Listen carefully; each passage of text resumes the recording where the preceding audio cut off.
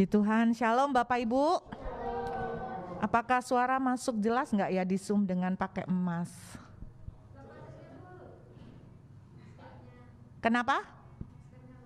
Oh gitu ya. Puji Tuhan. Saya ajak kita membaca ya. Kita lihat saudara bicara mengenai badai nih. Sebentar lagi border dibuka. Kalau tidak ada perubahan. Kalau misalnya benar-benar dibuka, banyak reaksi orang macam-macam, ada yang suka, ada yang juga takut. Takut bahwa kita akan mengulangi masa awal tahun 2020, bulan Maret. Kita tidak tahu bagaimana, apakah gelombang ketiga akan terjadi atau sebagainya, tidak tahu gelombang keberapa sudahan.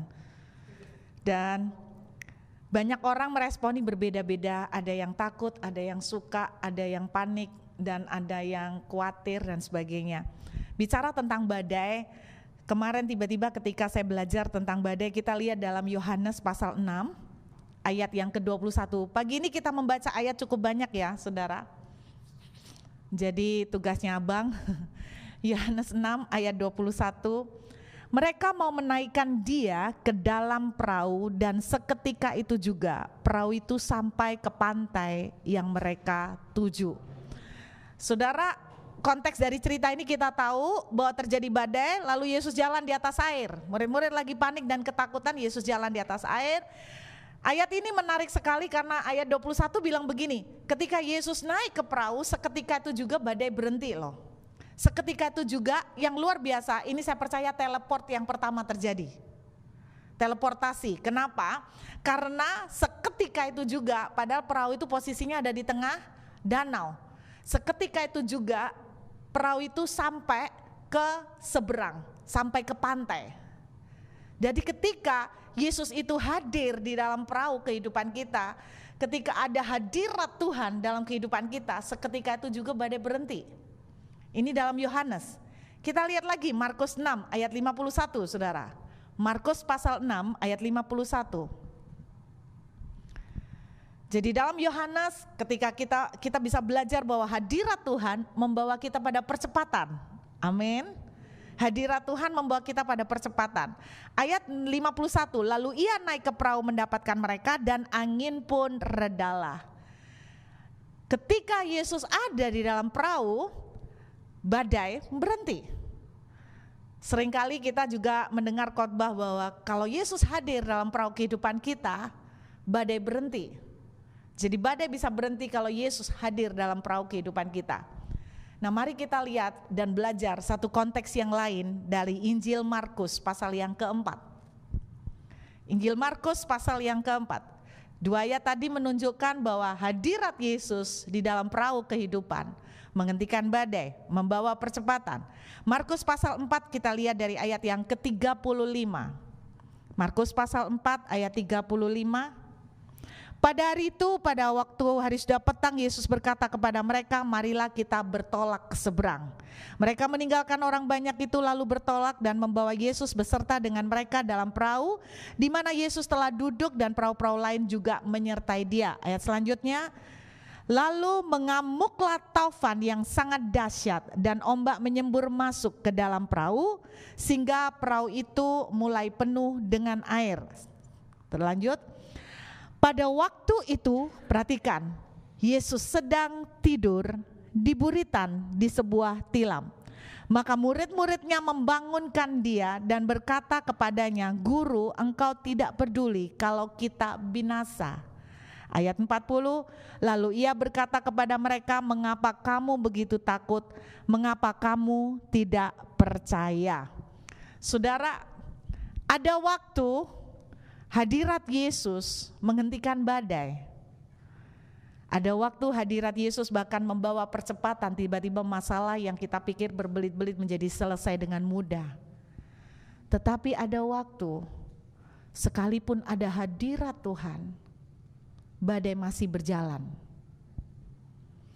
Ada waktu di mana kita sudah masuk dalam penyembahan, kita sudah tinggal dekat dengan Tuhan, tapi badai masih belum selesai. Dan khotbah saya siang ini adalah ketika Yesus tidur di dalam badai.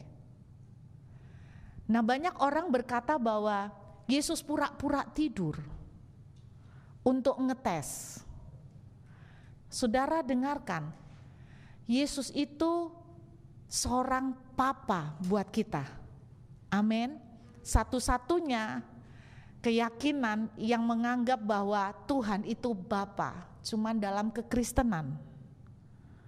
Adakah seorang anak kalau meminta roti dikasih batu? Itu cuman ada di dalam kekristenan.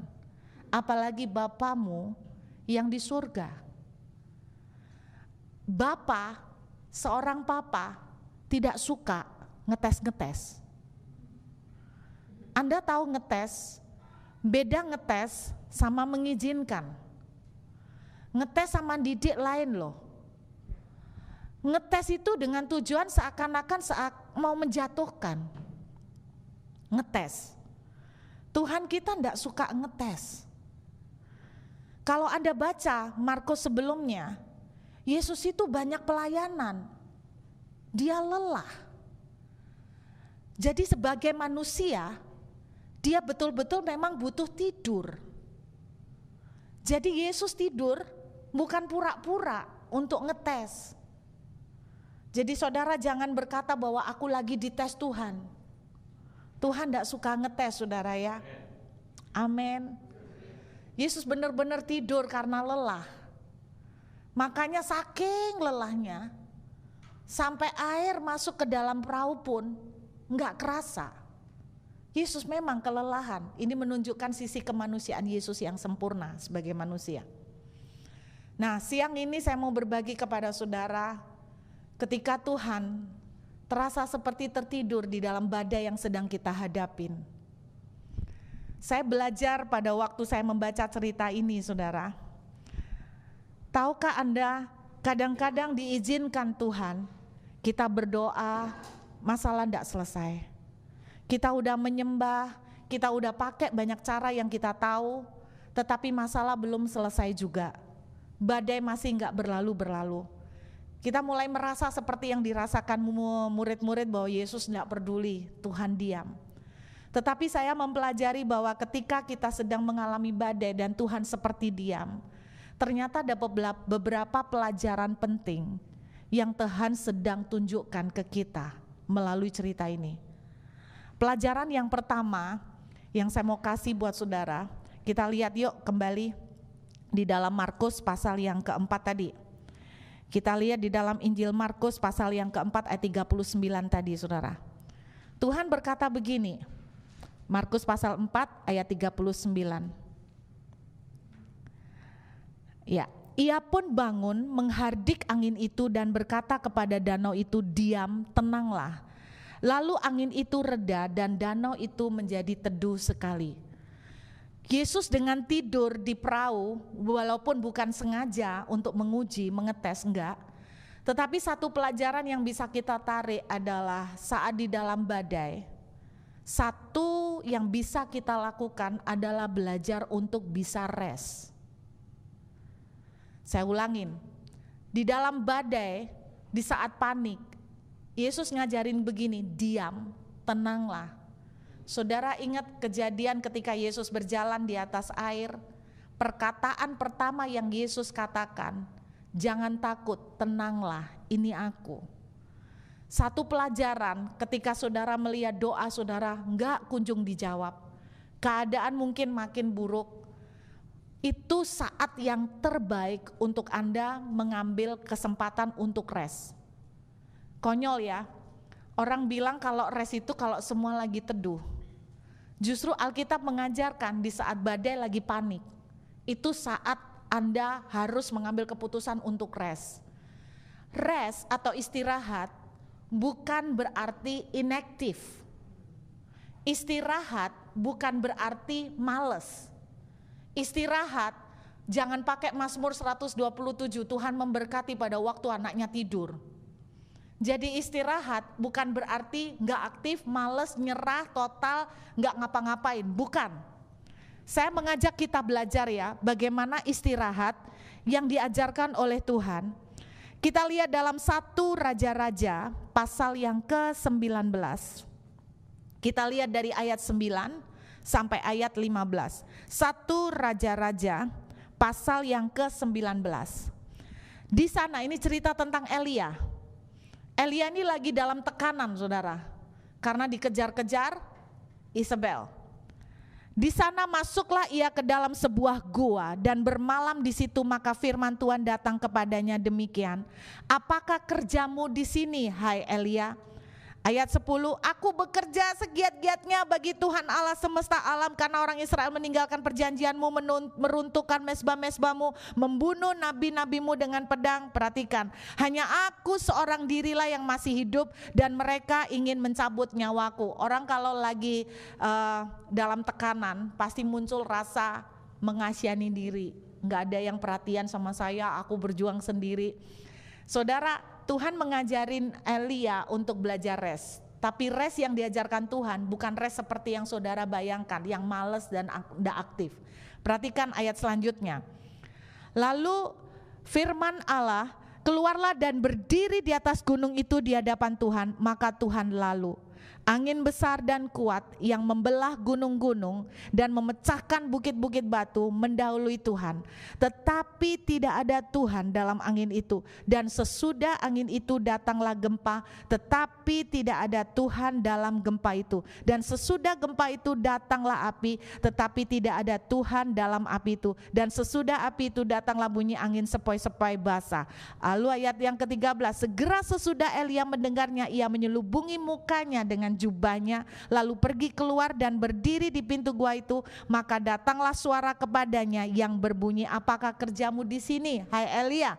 Ayat yang ke-15, jawabnya, aku bekerja segiat-giatnya bagi Tuhan Allah semesta alam, karena orang Israel meninggalkan perjanjianmu. Mengulang lagi dia ya, meruntuhkan mezbah-mezbahmu, membunuh nabimu dengan pedang, hanya aku seorang diri yang masih hidup dan mereka ingin mencabut nyawaku. Perhatikan ayat 15. Inilah rest yang Tuhan mau. Firman Tuhan kepadanya, pergilah, kembalilah ke jalanmu melalui padang gurun ke Damsyik. Dan setelah engkau sampai, engkau harus mengurapi Hazael menjadi raja atas Aram. Rest yang dimaksudkan oleh Tuhan adalah spirit directed. Pada waktu Anda di dalam badai, Anda tidak mengerti kenapa Tuhan kok belum turun tangan. Tuhan mau kita itu rest, tenang, supaya Tuhan bisa memberikan direction-nya. Minggu lalu di Hammersley saya berbagi tentang Yesaya 55. Saya bilang begini, Tuhan bilang kalau kamu mendengarkan aku, kamu akan makan makanan yang lezat.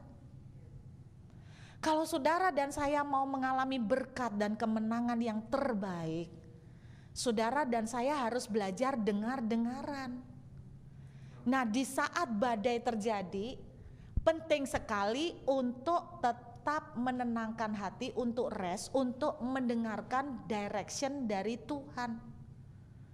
Jadi rest yang dimaksud di sini adalah spirit directed.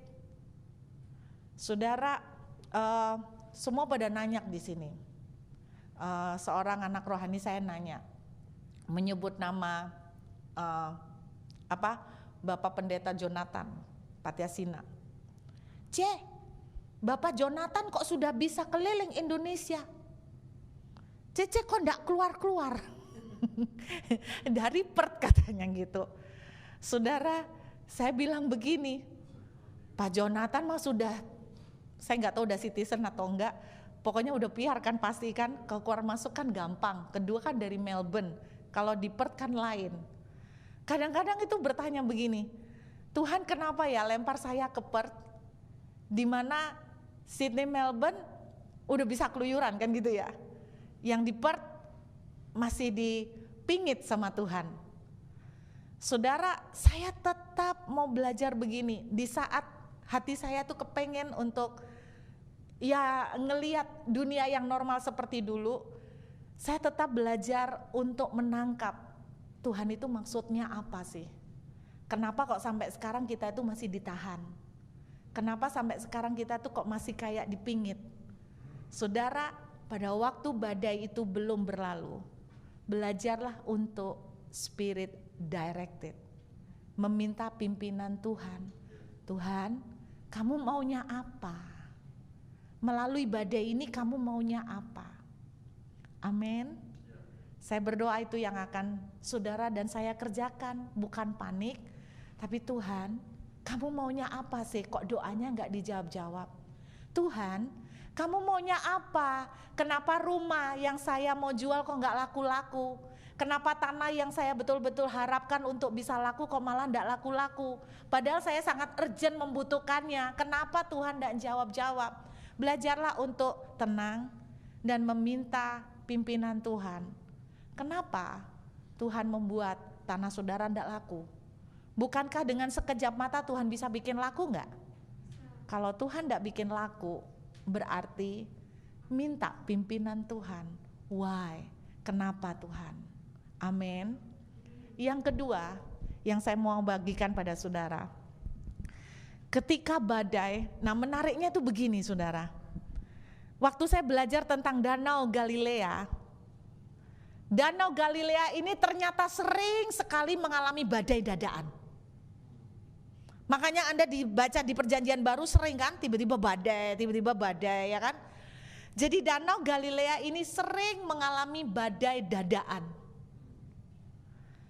Nah namanya badai pasti dadaan ya. Kalau badai di planning bukan badai namanya ya. Karena badai dadaan, ya pasti orang kan kaget. Nah saudara dengarkan baik-baik. Ketika Tuhan mengizinkan badai dan kita itu namanya badai dadaan, pasti seringkali kita itu di luar kemampuan, nggak bisa dijangkau dalam kontrol kita. Sebetulnya apa yang Tuhan ajarkan ketika Tuhan seperti diam di dalam badai? Pelajaran kedua yang saya dapatkan, itu saatnya saudara nggak boleh pakai kekuatan sendiri. Saya ulangin. Itu saatnya saudara tidak boleh pakai kekuatan sendiri. Kenapa bisa begitu? Saudara, saya mau ajak kita belajar dari cerita tentang tabut perjanjian.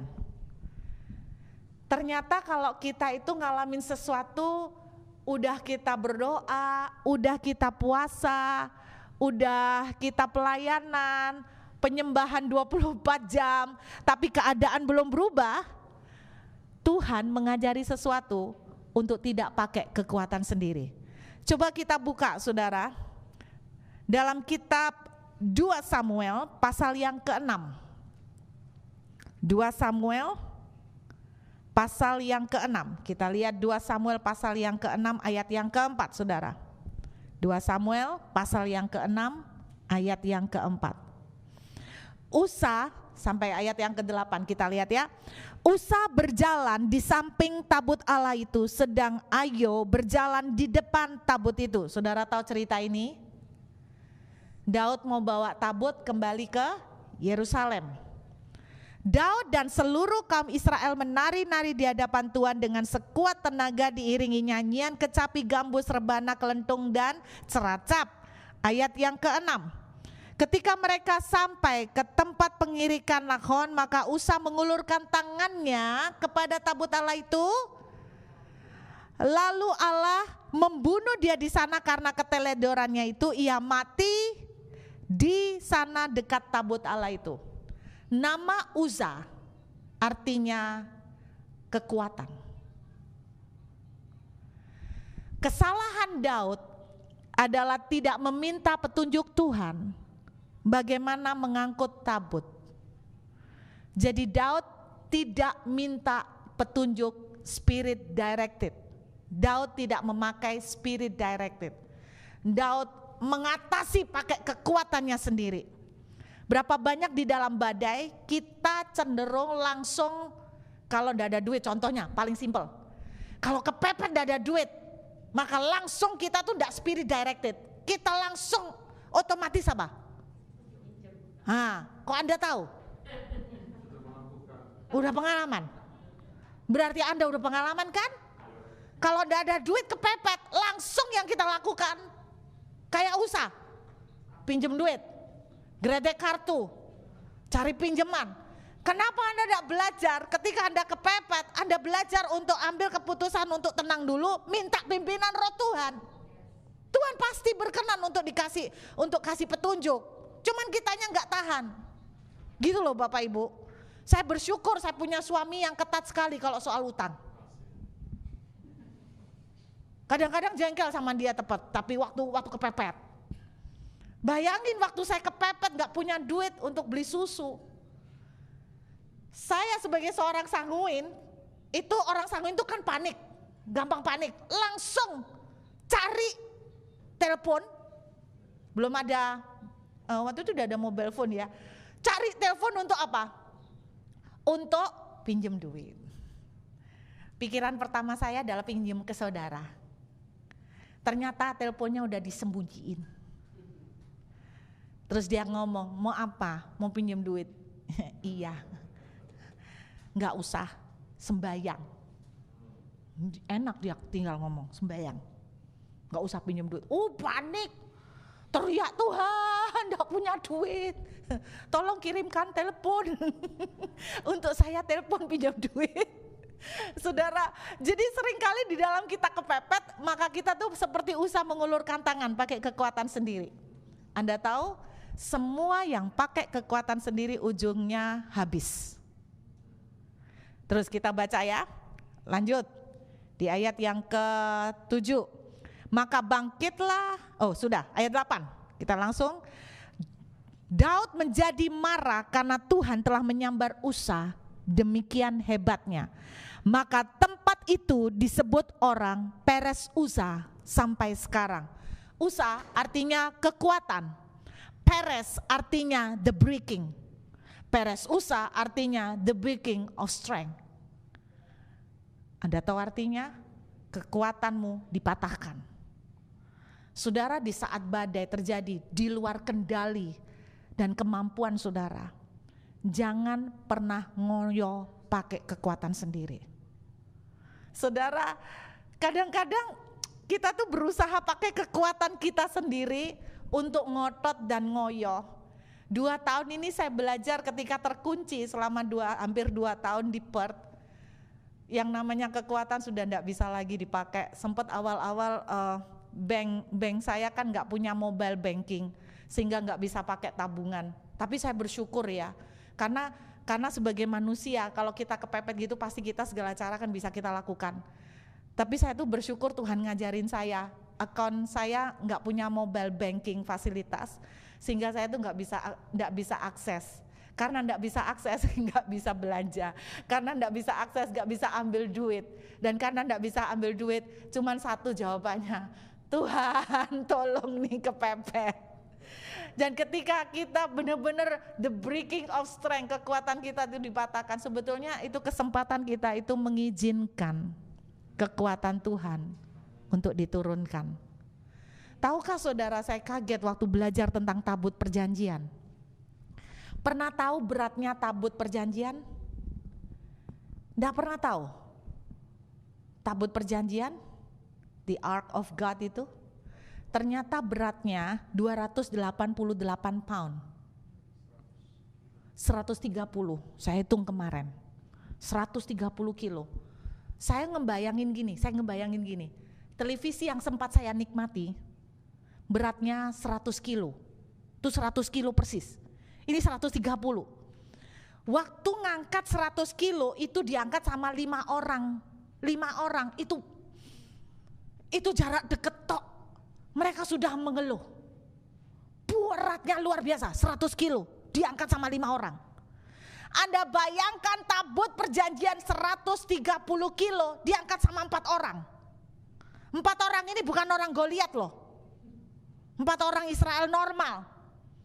Saudara pernah mikir enggak bagaimana 4 orang bisa mengangkat beban 130 kilo? Pernah mikir enggak itu jalan ke Yerusalem? Anda pikir itu jalannya dari sini ke sebelah gitu?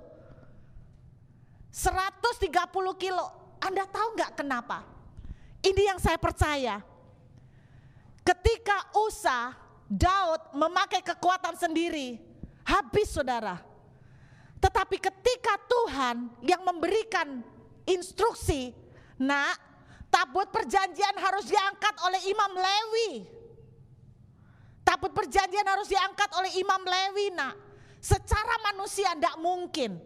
Tetapi ketika tabut itu menyentuh bahu 4 orang Imam Lewi, tiba-tiba 4 orang Imam Lewi yang megang tabut itu tiba-tiba tabutnya jadi ringan. Itu sebabnya dikatakan kuku itu ringan. Kenapa? Ketika engkau berjalan dengan direction dari Tuhan, secara manusia tampak berat, tapi itu jadinya kan ringan dan bagus. Makanya ketika badai terjadi dan Tuhan belum berbuat apa-apa, belajarlah untuk istirahat, minta pimpinan Tuhan. Jangan pakai kekuatan sendiri, izinkan Tuhan yang bekerja. Amin. Izinkan Tuhan yang take over, saudara. Dan yang terakhir, saudara, loh kok cepet bu? Iya cepet. Memang kalau saya khotbah kerasa cepet ya. Yang ketiga, saudara, percayalah. Orang bilang begini, Tuhan pura-pura tidur ngetes. Enggak. Sebetulnya Tuhan masih pegang kendali. Kenapa bisa begitu, Bu Ruth? Tuhan masih pegang kendali. Saudara, semua yang tertulis di Alkitab itu ada maknanya. Hari-hari terakhir ini saya senang sekali karena begitu banyak rahasia Tuhan yang bagus-bagus, harta terpendam, saudara. Alkitab menuliskan Yesus tidur di buritan. Yesus tidur di bagian kapal yang paling dangerous. Yesus tidur di bagian perahu yang paling terekspos dengan mudahnya kepada bahaya. Tapi Yesus justru memilih tidur di tempat yang paling berbahaya. Saudara tahu artinya? Artinya, it will be alright. Karena dia udah ambil bagian yang paling bahaya. Jadi artinya, kalaupun dia mengizinkan badai itu terjadi, itu tidak akan menghancurkan kau. Itu tidak akan membinasakan kau. Karena apa? Aku pasang badan.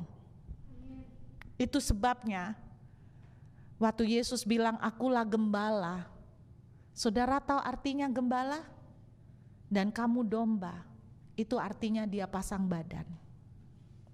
Percayalah, kalau hari ini badai itu belum dijawab dan ditolong oleh Tuhan, Yesus berkata begini, it will be alright my child. Tenang, aku udah pegang yang paling bahaya. Jadi tidak akan gigit kamu, tidak akan sampai bunuh kamu, tidak akan sampai matiin dan binasain kamu.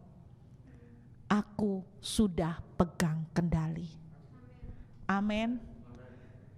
Saudara, saya waktu belajar detail ini, wow, amazing ya. Jadi ketika Tuhan belum mengizinkan badai itu dipulihkan, belajarlah percaya, dia pegang kendali. Gak akan sampai hancur-hancuran. Itu sebabnya Alkitab bilang orang benar boleh jatuh, tapi tidak akan sampai tergeletak. Kalau Tuhan izinkan saya ditaruh di Perth dengan policy yang paling ketat dibandingkan seluruh state yang lain, saya percaya dia udah pegang kendali. Dia pasang badan, dia take control, dia ambil bagian yang paling riskan. Beberapa bulan belakangan ini saya senang sekali belajar bahasa Ibrani.